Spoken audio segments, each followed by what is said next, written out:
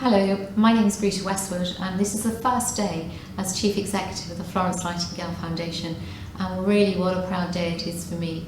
Not only because this is an amazing organisation, but also personally I was a leadership scholar, so an alumni of the foundation in 2012, and I know absolutely the transformational effect it's personally had on me, but also on my career since then. Secondly, I'm proud because this is an amazing organisation. It does great things for nurses and midwives, and to have the honour to lead it is incredible. And thirdly, actually, I'm following in the footsteps of all its previous leaders. It was founded in 1929, and I feel very honoured that I am following in their footsteps. So I've been in nursing for 41 years. I've been a registered nurse for 36 years, and very briefly in the late 1980s I was a midwife. So I feel totally passionate that I am proud of all the things that nurses and midwives do every single day that make a real difference to the people that we look after, the service users that use our services, and the people that are in our care. So what a proud moment it is for me, and really proud that I can still call myself a registered nurse. So what is it the Florence Nightingale Foundation does? So if you don't know, our core element of our work is that we provide leadership opportunities for nurses and midwives, either through our leadership programs or as well in our scholarship programs.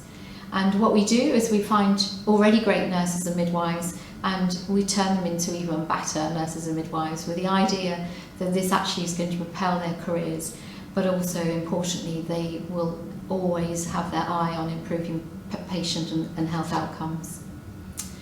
So what will be my legacy? So after my term in this role, I want to think that I have created an organisation that has moved on in time since 1929, that we are now becoming a digital organisation, not only within the organisation, so within our infrastructure, but actually providing digital leadership now for our nurses and midwives, which is so important to provide even better patient care and improved outcomes. Of course, next year is 200 years since Florence Nightingale was born, and across this country, the UK, and obviously across the world, there'll be multiple celebrations celebrating her 200 years, and 200 years of nursing and midwifery practice and how that's changed. So in the Florence Nightingale Foundation, I want to set up what we're going to describe as the Florence Nightingale Foundation. And this is really looking at three things. So carrying on our work around developing leaders.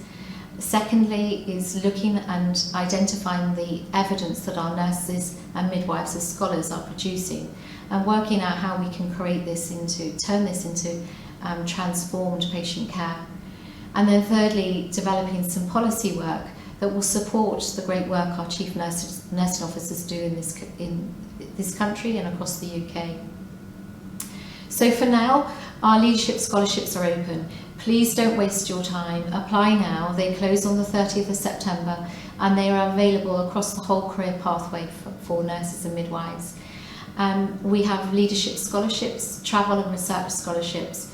And if anyone says to you, or you say to yourself, I haven't got time to apply, don't believe it. What I would say, and what somebody said to me recently, is you haven't got time not to apply. So this is your moment, grab it, find your chief nurse who will support your application and make it the best application to give yourself the best chance of being successful.